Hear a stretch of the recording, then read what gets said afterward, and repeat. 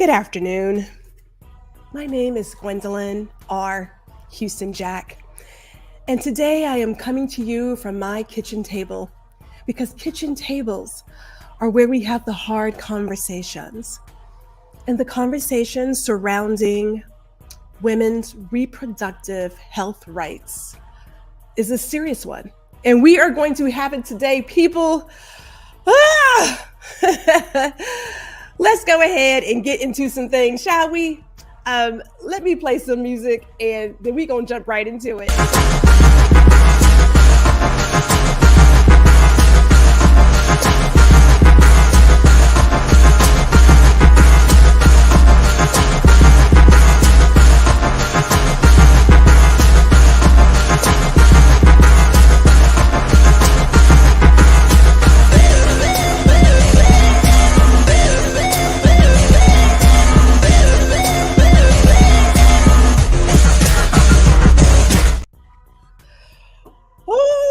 Man, okay, so first of all,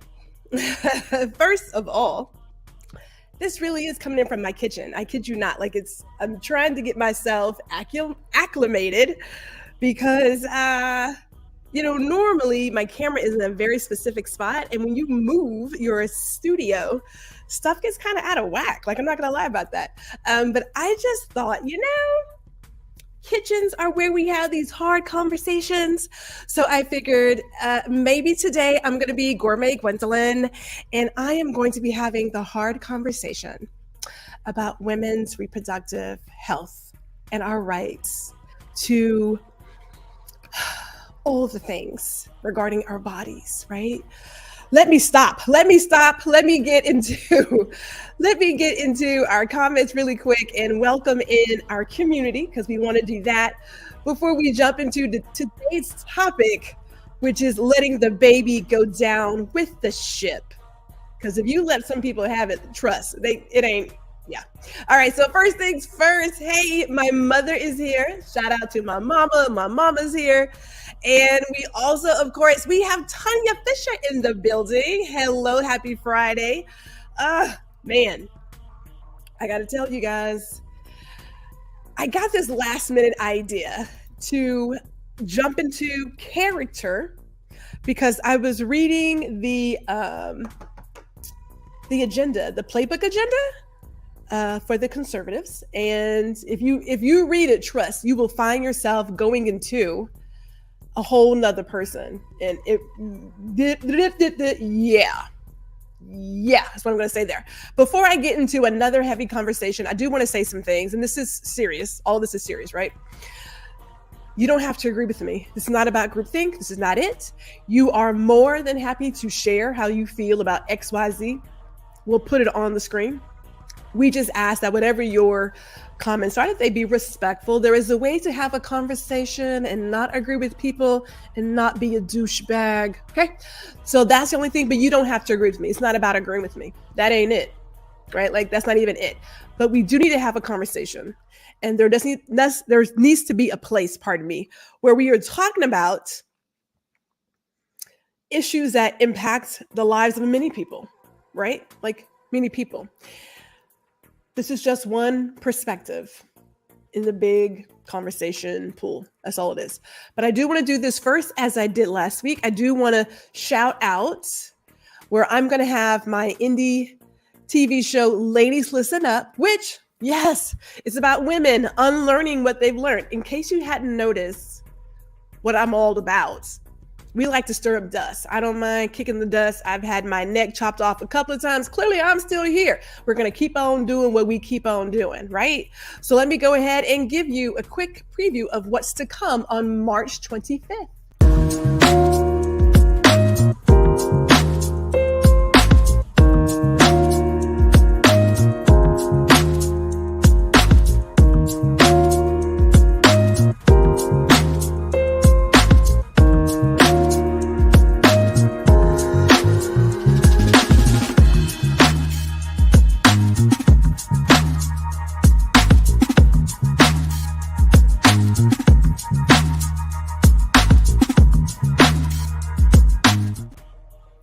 Yes, Indie Soup Media TV will be live March 25th. You can go to Indie Soup Media TV, or you could also subscribe to the Indie Soup Media YouTube channel. Will be there as well. We'll also be on Roku and Twitch.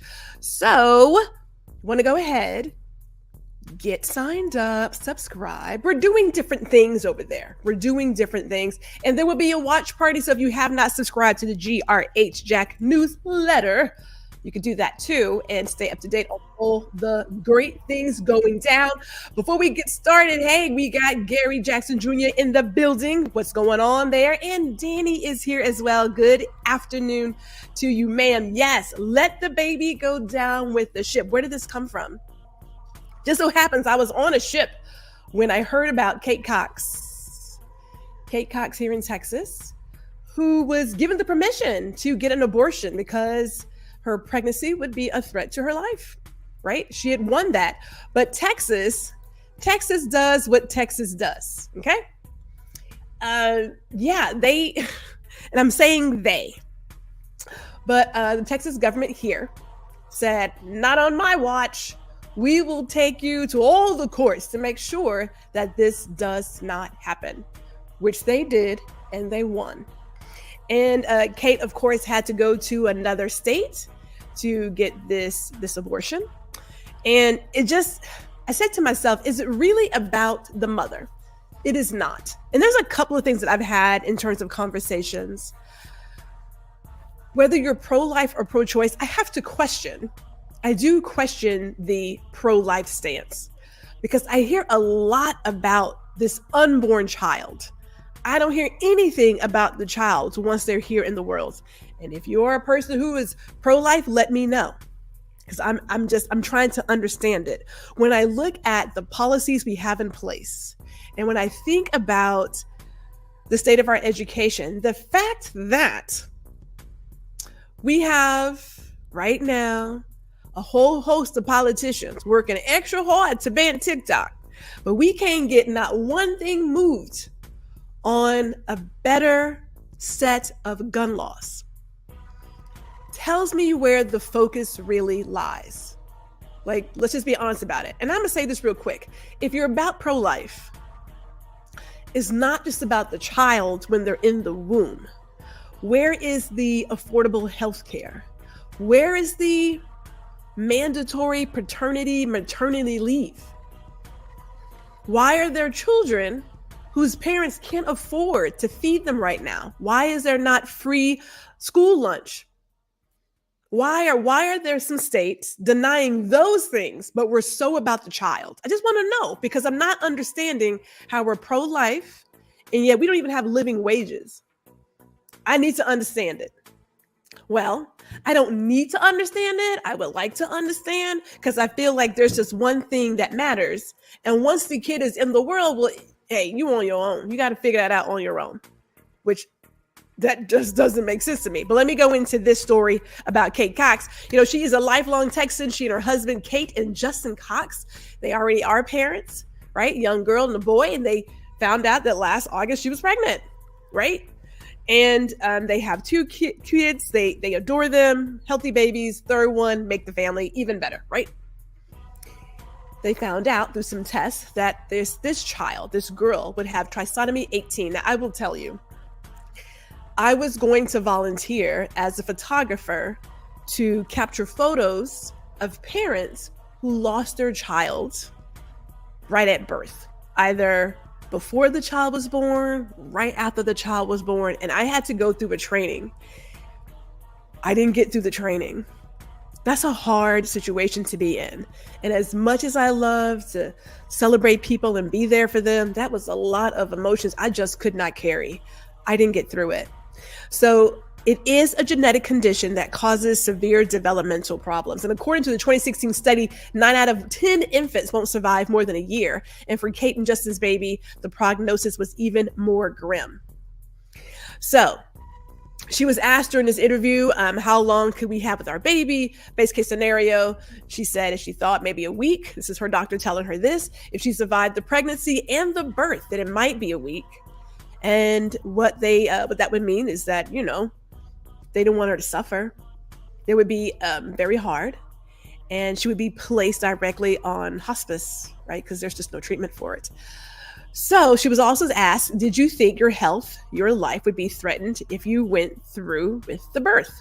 And this is how she ended up at that position of saying, hey, we may need to talk about some alternatives, right? This is how she got in the state that she was in. So it comes to this. Talking to her doctor, she's like, hey, you know what? My life is at risk, right? We know that a lot of trisomy 18 babies don't survive birth, so I could lose her at any point in the pregnancy. There's a risk of infection, risk of uterine rupture, and we want more children as well. So what does that mean for future pregnancies? I'm saying this again. When people talk about the pro-life stance, and again, I'm trying to figure out, I don't believe it's pro-life. I believe it's more anti-abortion. That's how I see it, because it's not about the life of the mother. If anything, Kate is just a carrier. She has one job to do, and if she can't do that job, then oh well. Her and her baby can go the way of the dodo bird. It's pretty much what Texas told her. It was like, take a risk. You may not die, right? You really just, I think you're exaggerating. It's really not that serious. Other women have done it and they're still alive. Calm down. Yeah, it's pretty much what they told her. And it's a disgusting stance. I don't know how any guy can tell a woman what's going on over here. I don't understand it. Because we go through some things and we are not going through all the things the exact same way. The body's an amazing machine, just across the board. Then you throw in some other stuff and it gets really, really jumbled over here. So the fact that they told her, you know what, Kate, you on your own. It's awful. It's an awful stance. As if, as we talked about last week, the only reason that you would have an abortion if your life is really at risk, not that you were raped, not that you experienced incest. And if your life is at risk, is it really at risk? Are we 100% sure that it's going to go down that way? Because you could be exaggerating. It may not really be as serious as you think, right? That's where it starts. Hey, before we go too far, Mikey's in the building. Howdy, partner. Howdy. And it says, like turtles poking out of the sand. Hopefully they make it. It's sick. Yes. Tanya says, right, the love and shouting all ends once the babies come into the world. It does. At that point, it's all over. Ron Foster is also saying, hello, everyone. Hello, sir. Hello to you. Hey, we have, when I say I really am in the kitchen, I'm in the kitchen. And I appreciate that the hubs just walked through and didn't like trip over the cords. That's really good. Tanya also says that, and that's it. You can't make more babies. And that's the deal. Her life and the chance at growing her family in the future was at risk. And the state of Texas took her to court and they won. I'm gonna say this again. When we talk about rights, women clearly don't have any. We are here for one thing. I'm saying it again, one thing only. We are here to simply birth some babies and be in our kitchen. We're gonna be in our kitchen and do what women do in the kitchen. Cook, I guess, cook and clean. I'm supposed to, I don't know. I don't know. But we're not really good for much else. But when I go to a place of even questioning that her life really wasn't at risk, it's like, no, you're exaggerating. So that whole part about we'll approve it provided you're at risk is BS. It's BS. Now, we haven't heard of any other cases since then, but clearly we like to keep our ears and our eyes on what's going on out here because it's a real deal. Ron says, I love the kitchen set. Thank you, sir. Thank you very much. My kitchen is not empty.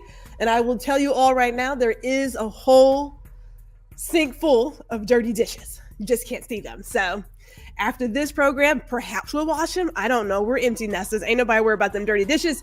Ain't nobody worried about them. But I want to go into this. I want to talk about that part about women's lives being at risk. And we're going to talk about the maternal mortality rate in the US. Now, this is from 2021. I do believe there was a recent study from 2022, came out in 23.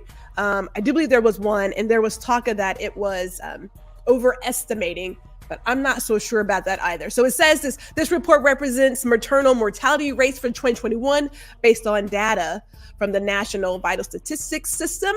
So maternal death is defined by the World Health Organization as the death of a woman while pregnant or within 42 days of termination of pregnancy, irrespective of the duration and the site of the pregnancy, from any cause related to or aggravated by the pregnancy or its management, but not from accidental or incidental causes.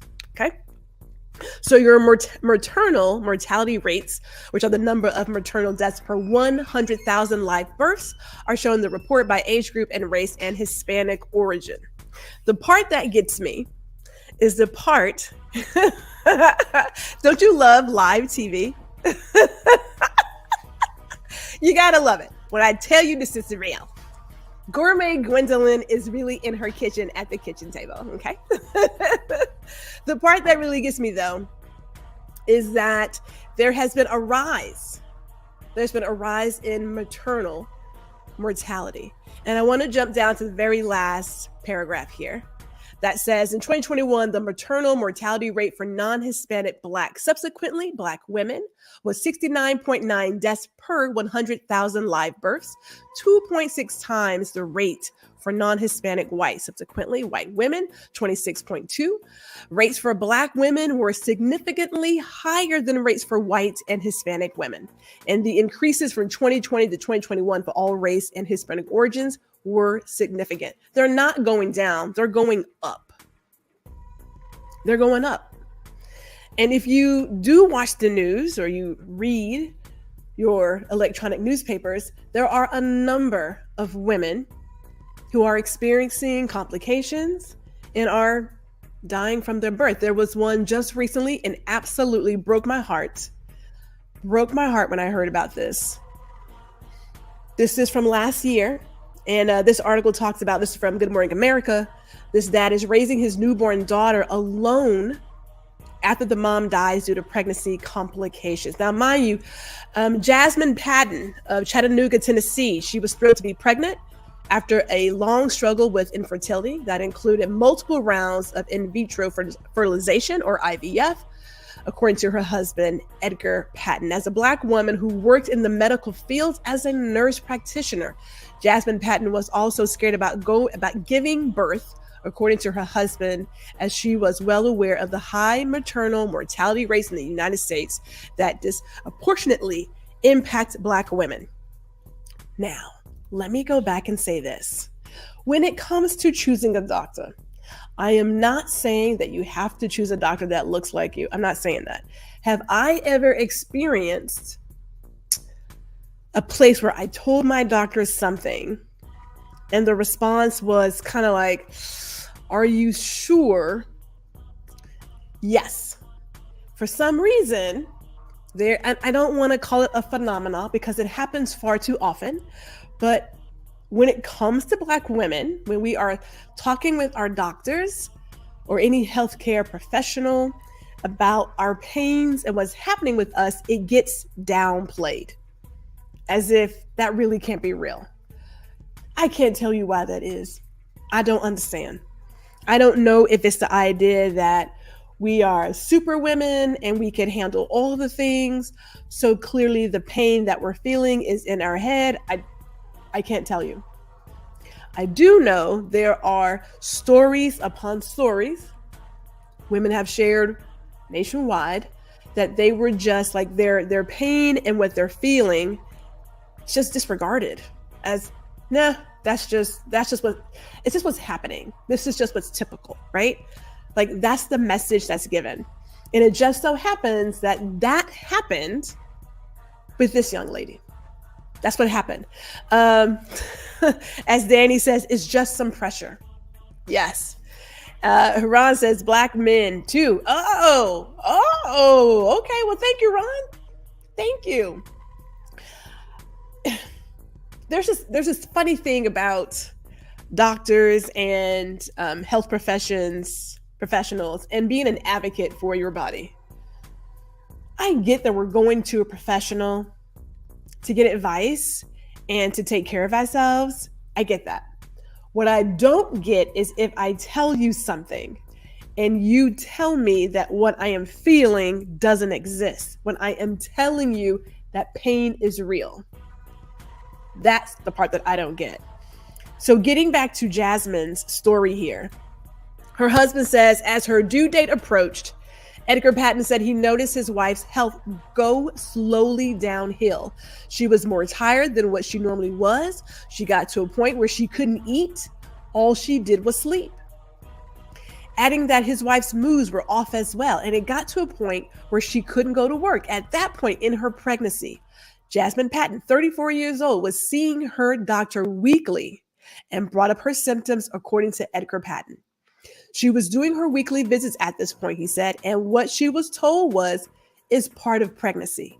Now, I will tell you, since we already know how this story ends, weeks later, she gave birth.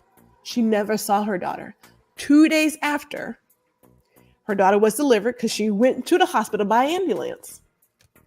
She passed away. Never saw her child. You think to yourself, had this doctor taken her thoughts, her concerns seriously, would she be here today? Would she be here? Now, I don't know her doctor. I know my doctor. I know that I was very clear when I got my doctor how I operated, and that if I have questions, I am asking, and I am asking all the questions, every single one. There is not a place where I'm like, oh, okay. When my doctor told me, she was like, Gwendolyn. She said, Gwendolyn, your uterus is too large. I was like, okay, doc, what size should it be? Because I didn't know they came in sizes. Please tell me. And she was like, yeah, let's talk about that. Yeah, let's talk about it. Because I don't know what that means. I have no idea what that means and how does that impact me, let alone size, but okay. We have to learn to be an advocate for ourselves. And I know a lot of people see a doctor as the end all be all, but that's your body.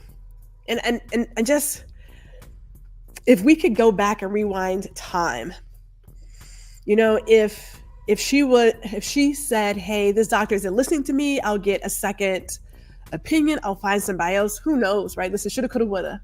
At this point, this young lady, 34 years old, has left the world. And this father is now raising their daughter by himself. We shouldn't have to fight to be a mother and have our child and have a healthy pregnancy. We shouldn't have to fight that hard. We shouldn't. That shouldn't be part of the conversation. And in the world that we live in this country, how is it that the mortality rate is going up, not going down? We're talking advancements in medicine. How is it even possible? How is that possible? I just would like to know.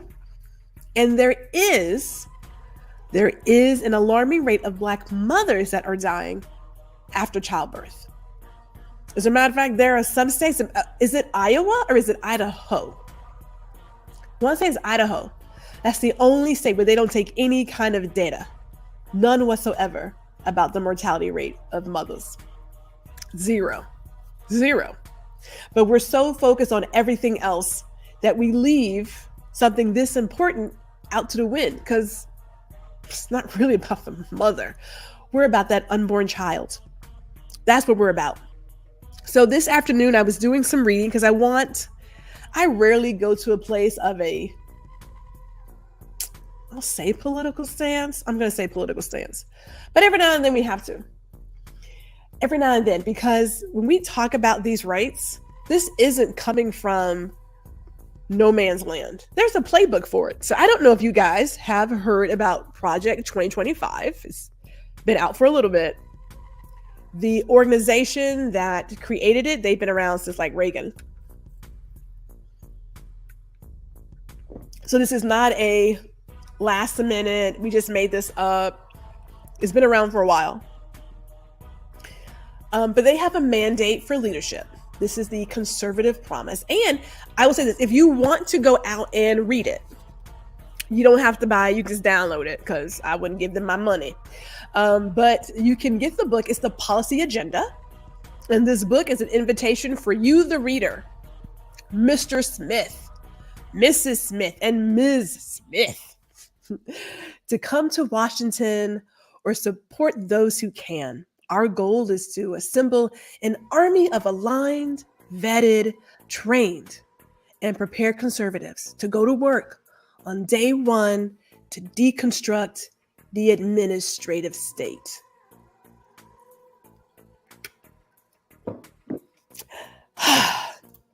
Let me just say this really quick.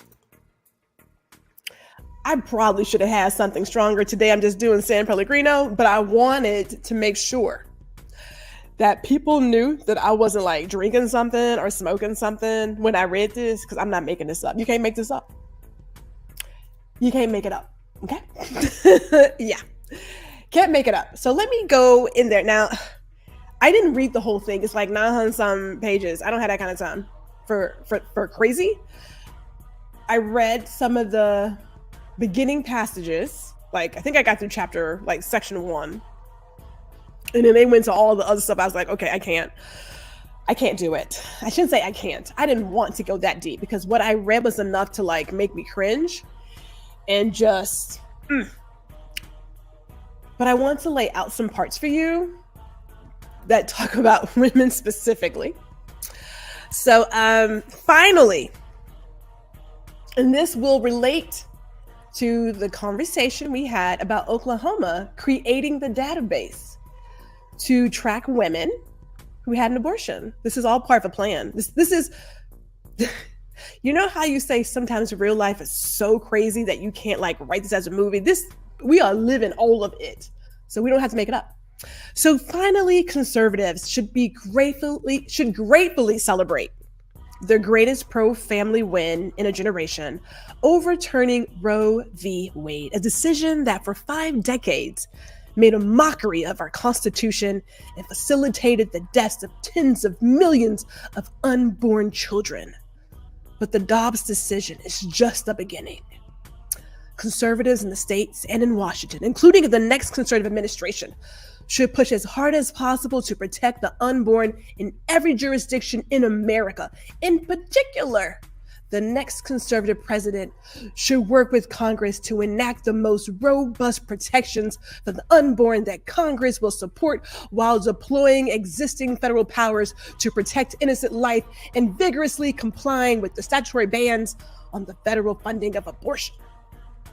Conservatives should ardently pursue these pro-life and pro-family policies while recognizing the many women who find themselves in immensely difficult and often tragic situations in the heroism of every choice to become a mother.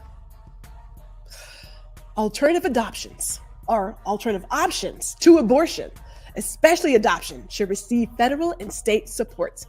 In summary, the next president has a moral responsibility to lead the nation in restoring a culture of life in America again. Yeah. Okay, so you ever realize that when people talk about stuff, they ain't talking about you? You ever had that feeling that they're not talking about you? that you could not be the person that they're discussing? Like, clearly you're not talking about me, right? An army. They say go to work. They mean battle. So work is a code for battle, code language. People are ready. But I say that this is real. And I normally don't tell people who to vote for. And all I'm saying is this. If you would like to vote ever again, you might want to participate in this November, okay? But let me continue because it gets really specific. I said it again, Oklahoma put forward a bill that they want to start tracking women who had an abortion. And you're thinking, where did that come from? There's a playbook, people. So this is the Department of Health and Human Services, right? So if the U.S. Department of Health and Human Services were a separate country, its approximately $1.6 trillion budget would rank as the world's 5th largest national budget. For good or ill, the Health and Human Services activities personally impact the lives of more Americans than do those of any other federal agency. Now, under President Trump, the Health and Human Services was dedicated to serving all Americans from contraception to natural death, including those individuals and families who face economic and social well-being challenges. Under President Biden, the mission has shifted to promoting equity in everything we do for the sake of population sharing a particular characteristic, including race, sexuality, gender identification, ethnicity, and a host of other categories. Okay, now I need you to stop and pay attention really quick. I need you to come close to whatever camera, whatever mic you're using, come close to whatever, listen.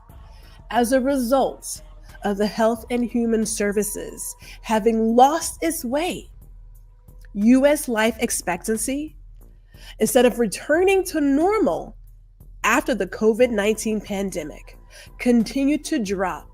What is that? Precipitously to the levels not seen since 1996, with the white population alone losing 7% of their expected lifespan in just 1 year. Nothing less than America's longtime survival is at stake. Accordingly, the Health and Human Services must return to serving the health and well-being of all Americans at all stages of life, instead of using social engineering that leaves us sicker, poorer, and more divided. So let me pause and take a break, please. We didn't talk about all the other people whose life expectancy may have gone down. Now, there was a man in office who told people that they could just take like a hot shot of bleach and they would be okay. And I don't know how many folks followed that idea, but that was some dumb stuff, okay? There was a man who said that this was just all a hoax, that it wasn't real. That man. So when you wonder why the life expectancy of the white population is down, I don't know, that could be it. But let's just be clear about this too. They're not talking about the life expectancy of folks who look like me. They could care less. This ain't about me. This playbook ain't got nothing to do with me. No, I'm consequential, right? Like I'm just here. Again, who you believe in, what you believe in, that ain't got nothing to do with me. However, I do find it odd when people ride with people who are against their best interests. I don't understand that. I don't get it. Because this playbook, it doesn't want to, like, let me just say this real quick. If you decide to go into it, because you can read it, you can just download it and read it. When they talk about race and ethnicity and gender, they want to erase all of that. Okay? They actually have it titled as woke policies. There is literal language in here that talks about discussing such things. Okay? So when they wrote all of this, they were not talking about people who look like me. They were not. Even to this day, they don't. So I want to go into a section here because they have goals. And one of their goals is promoting stable and flourishing married families. Families comprised of a married mother, father, and their children are the foundation of a well-ordered nation and healthy society. Unfortunately, family policies and programs under President Biden's Health and Human Services are fraught with an agenda. Items focusing on LGBTQ plus equity, subsidizing single motherhood, de-incentivizing work, and penalizing marriage. These policies should be repealed and replaced by policies that support the formation of stable, married, nuclear families. Okay. Ain't nobody ever said that people didn't want to work. Ain't nobody ever said that. No. And I thought that our job report was actually pretty good. People want to work. They want to work for a fair wage. They would like to work for a living wage. They would like to have the same amount of loyalty and respect that these employers demand from them. They want that, right? They want that. People want to work. People do find pride in working, right?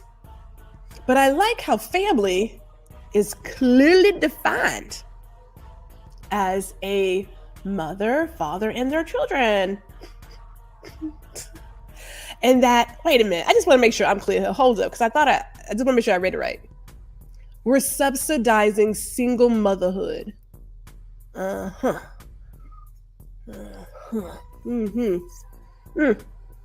let me continue real quick because my time is running. Working fathers are essential to the well-being and development of their children. But the United States is experiencing a crisis of fatherlessness that is ruining our children's futures. In the overwhelming number of cases, fathers insulate children from physical and sexual abuse, financial difficulty or poverty, incarceration, teen pregnancy, poor educational outcomes, high school failure, and a host of behavioral and psychological problems. By contrast, homes with non-related boyfriends are among the most dangerous place for a child to be. Health and Human Service should prioritize married father engagement in its messaging, health, and welfare policies.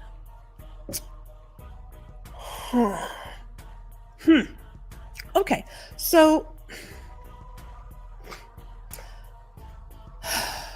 I like how we like to believe that we are still in the time of Donna Reed, Leave It to Beaver, Father Knows Best. I appreciate it. I really do. I appreciate it. I like that we have this idea that if there were more fathers in the home, that it would give us these different outcomes.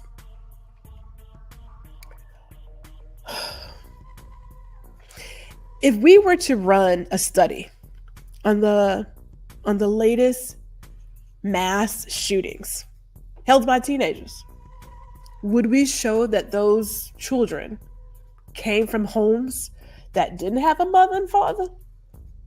Would that be there? I just want to know.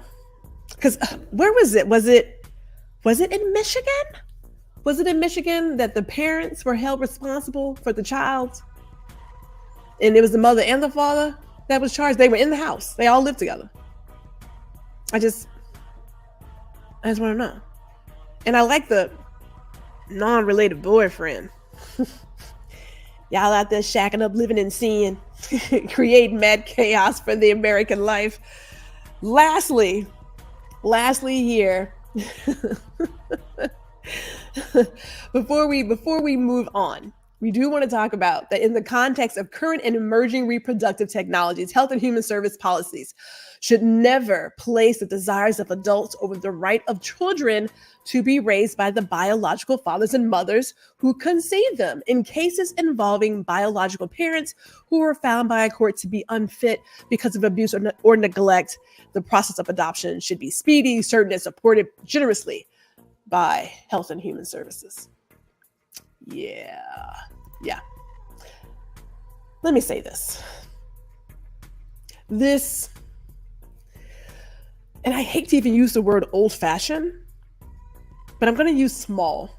The small definition of family. It is old. It is old. It's archaic. Is it played out? No. If you choose to live your family the way you're living, then that's fine. It's perfectly fine. But how you live in your household ain't got nothing to do with mine. Oh, thank you, Tanya. Yeah, Michigan. Yes. Yeah, Michigan. That kid came from a house with a parent and a father. So, parent and father, mother and father. And he out here shooting up things. I like how we like to believe that is all one thing. It's all like, if you just had a father in the household. We have seen people who come from a healthy family, mother, father, kids, and the kids are fine. We have seen also the opposite. When you talk about not allowing abortions because the woman was raped or experienced incest, you know where incest comes from, right? Like, I just want to, we do know where that's stemming from. Father, uncle, brother, I don't, but that's not a reason, because it is our mission to protect all the unborn children. Now, once they get here, well, we can't really help with that. Like, if they happen to be in preschool doing what preschoolers do, and somebody walks off the street shooting up some stuff, well, that's just beyond us. It's really not our job to take care of that. It's not our job. This playbook, this is not pretend, people. This is real. And when I say it's thousands of pages, like about 1,000 pages, it is a lot. They go into every facet. They talk about what should be removed educationally. And I want to say this again, no offense. This ain't about people of color. It ain't about the Black folks, ain't about the Hispanics. It ain't about none of us. Zero. Recognize it. Like, we're not making this stuff up. People think that when you talk about certain things that you are making it up, it's not real, that's no way they can do that. Right after this goal, the goal talks about tracking women in all states who have had abortion. They want to know gender. They want to know why they had the abortion. They want to know how old the baby was, like at what stage. It gets deep. This is not pretend. This is real. There's also a whole section on how they're gonna gut the government. If you didn't believe that your vote mattered, try not voting in November real quick and see how that works out for all of us. Like, really, this is happening now. When they are pushing these policies in place, it's not because they have nothing else to do. When you see a whole house of representatives that don't do jack on a daily basis, haven't got anything done, it's just not by chance. They could have easily resolved the issue at the border, easily resolved it. But if they do, that gives a win to Biden. And that's just not part of this agenda. We just can't do that. Yeah. When I'm bringing this stuff up, it's not because I'm just thinking, no, there is activity nationwide. They're working on stuff. They're already putting this in play. If it can happen in Texas and Florida, that gives them the playbook to just do it in all the other states. Oklahoma's right behind them, right? It is clear when they talk about not mentioning your gender, right? Like that you're a woman, not mentioning your race or ethnicity. Are you like, where am I supposed to go exactly? Like, where do I fit in this policy? I don't fit in. I don't. Let me go to some of the comments. Hey, shout out to Rex. It says it's giving economic stimulus, but to the benefit government, family support economies. That's the only reason they care. Danny says sickening playbook. Man, when I tell you reading it gives you a headache. I didn't read the whole thing. I couldn't. As a person who votes, and I like to vote knowing that I know what I'm going to vote for, I should take the time to read the whole thing. I don't have to read much more to realize this right here is a problem. It is an attack on democracy. That's a problem. Now, I will say this. When we were young, the moment we were able to vote, my mother and father really did sit at the kitchen table. Keep in mind, Pops was a private chef. We always ate at the table. I mean, I was 46, 47 years old. And he's like, I'm gonna call you one time.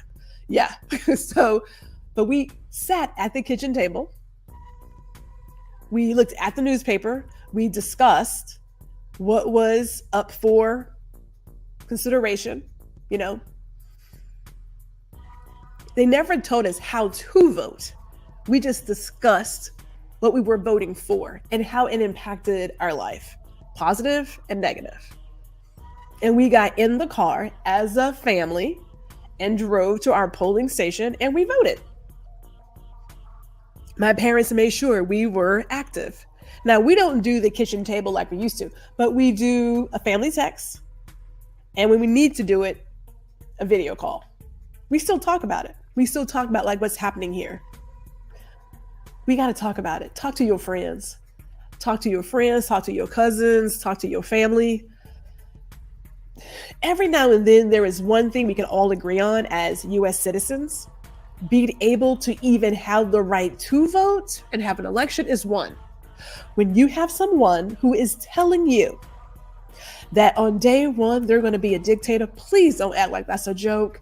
That's not a joke. That's real deal. And this agenda, this is his playbook. Okay. And they are already putting in place some of these policies already. Ron says President Obama was raised by a single mother and he became president of the greatest nation on earth. Thank you, sir, for reminding us of that. That they are subsidizing single motherhood. The audacity.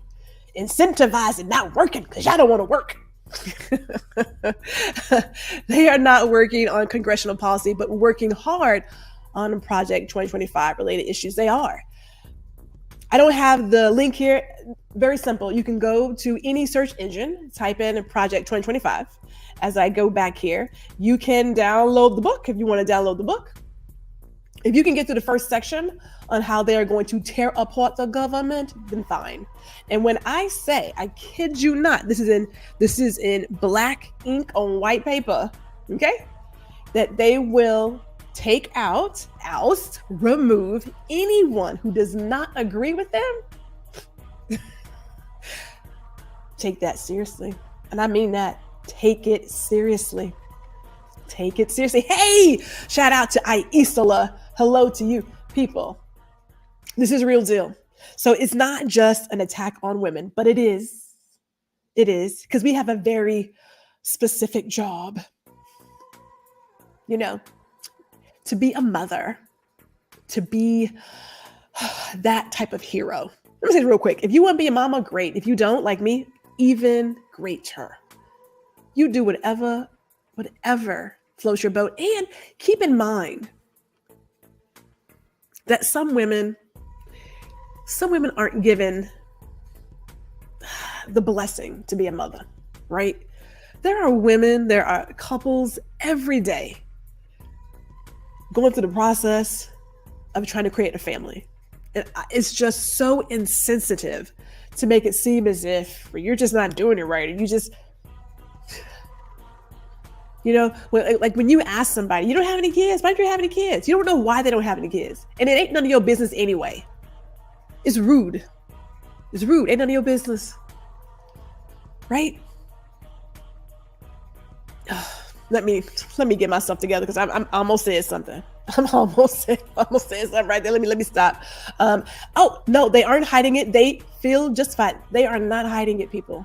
This is not something that's like, oh, we're just pretending. This is available for everybody and anybody to download.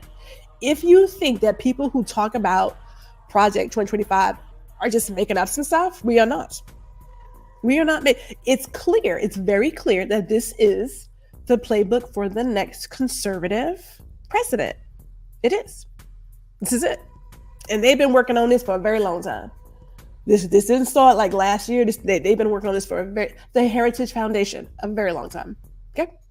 But just reading some of their goals and reading how women are viewed, persons of color are viewed, those who want to specify their gender identity, it is an attack on all of the things that are not Christian and are not Caucasian. There it is. As they say, the white population. Because you can be Hispanic and see yourself as white. Just a little FYI there. For those, thank you. He says, kids are overrated. They can be at times. That's why I'm an auntie and a grandmother. Aisla says, I know I'm late to the game. Did you talk about bodily autonomy? We didn't. But here's the deal, Aisla. You and I should get together. We have like at least 3 topics that you and I want to talk about. We need to get something on the calendar and get you back on this screen. So let us talk after this, because you would I meant what I said. We need to have some conversations. I've been posting some articles.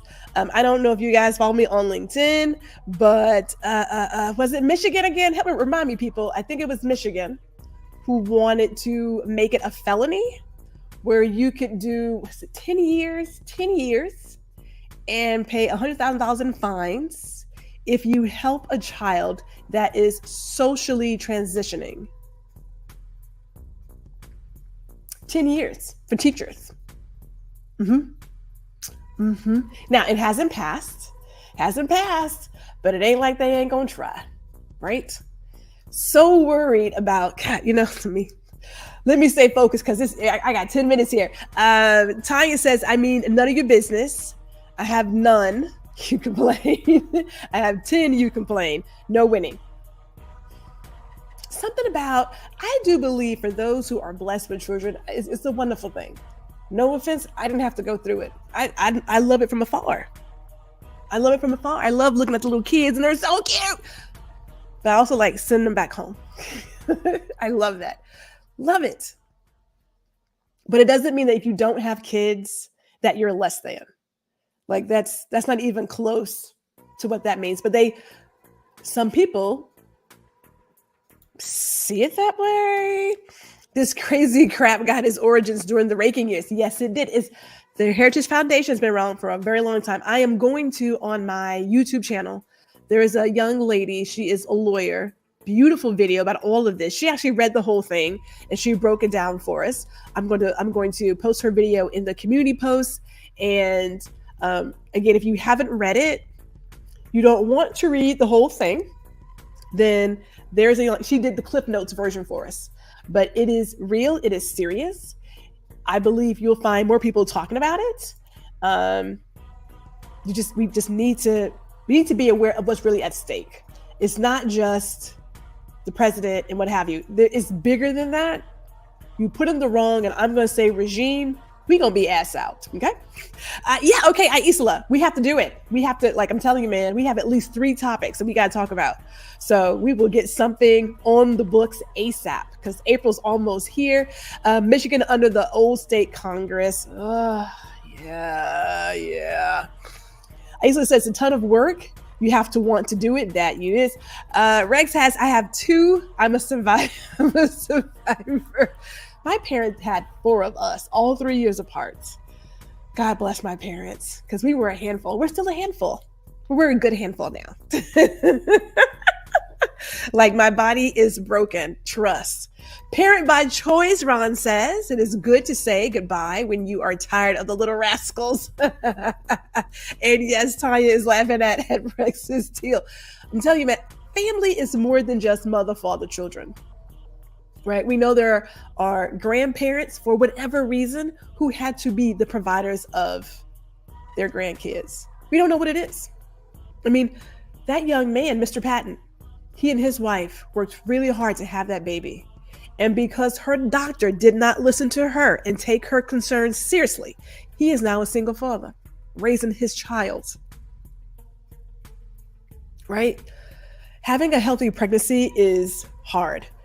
Never had to deal personally, but see my family and friends who dealt with their issues. It does not escape me that it's not some easy thing to carry a child for 9 months and then have that child be healthy and then you still be healthy afterwards. That does not escape me. Okay, it doesn't.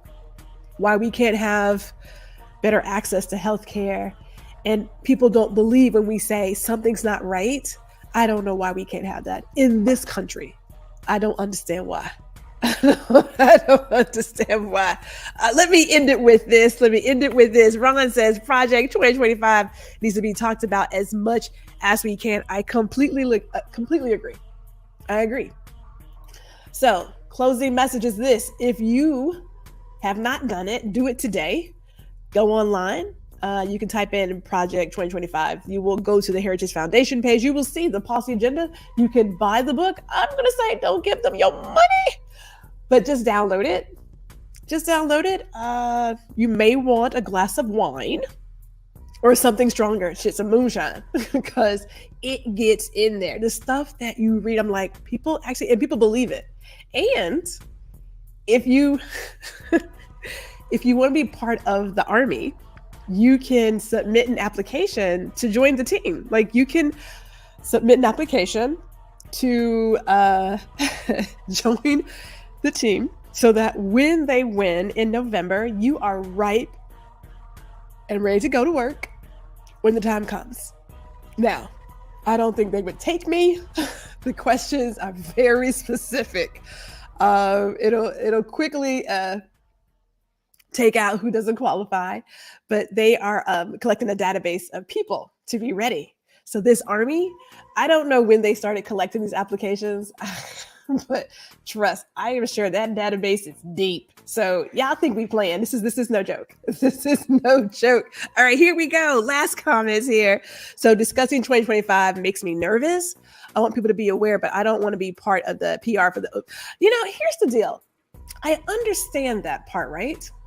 I get the part of, am I promoting it? Yes and no. When I think about being a informed voter, I want to know like what's all at stake. Because right now people are only talking about popularity and Biden's age and what has he done and the Israel-Hamas, I'll say kerfuffle, but it's a genocide. There is more at stake than that, because this other guy who clearly is not, he's not put together, unhinged. I don't know how folks sit and listen to him for a whole hour. I just don't get it. The people backing him, that's dangerous. That's dangerous. And just say like, when people say, well, I'm voting for Trump because he gave us stimulus checks and he's here for the black people. Cut it out, okay? Cut all of that out. People should be aware of what's really at stake. That's my conversation. And I'm coming from it as a woman and a black woman. And a black woman who has family members who are part of the LGBTQIA, plus family, right? So you're attacking my family, all of my kin. You're attacking me and my family, right? So I'm looking at not so much as promoting what they're doing, but more of a, if you don't believe it could happen here, recognize that the policies you see in place on floors right now in these red states, they come from someplace. They're not coming because they ain't got nothing else to do. They are putting in place a plan that they have written some time ago.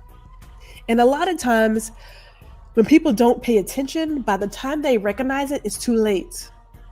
So this is more of a, let's get ahead of what could be. We don't have to go down that hindsight is 2020 pathway. We can get ahead of it right now. Right here, right now. When you call out the very obvious hate, and we know that religion has been used to hate and dominate over people for years.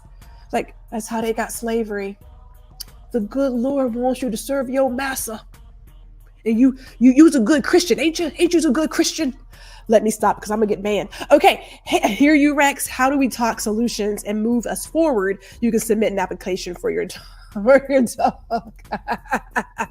Maybe everyone should. You know what? Perhaps we should.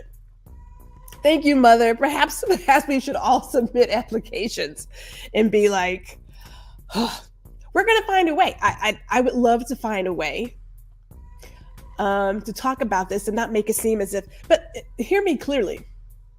When they talk about removing government agencies that we count on today, when people bitch about their privileges, that's only because you currently have the privilege to do so.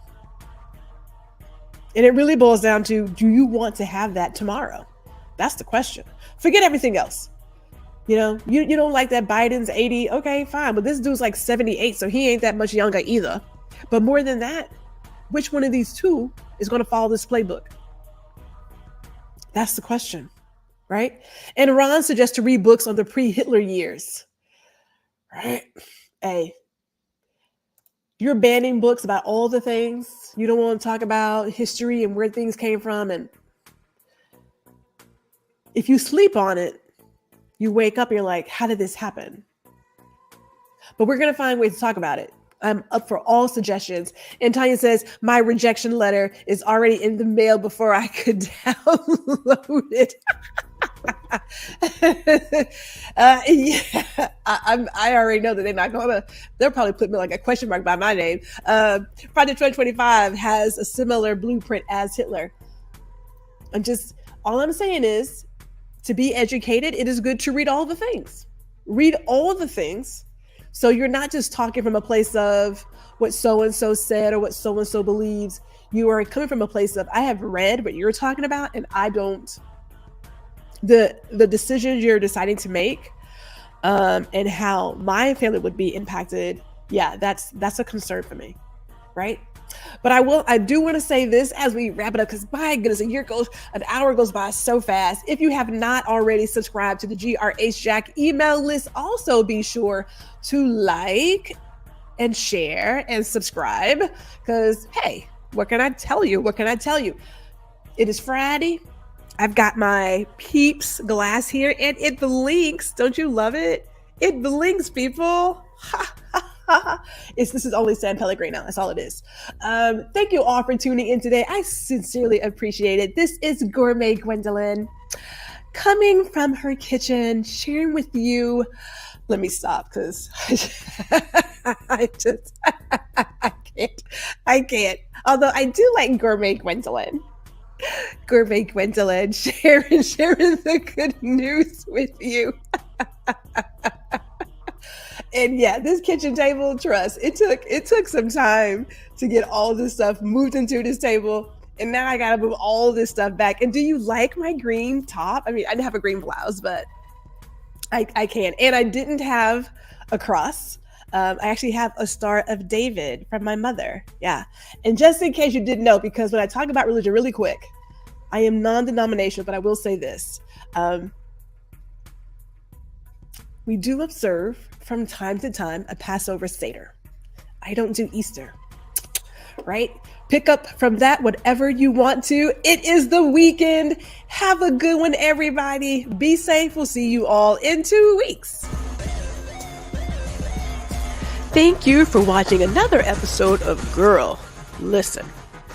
Be sure to tune in every other Friday at 4 p.m. Central Standard Time, and we also invite you to like, share, and subscribe to our YouTube channel.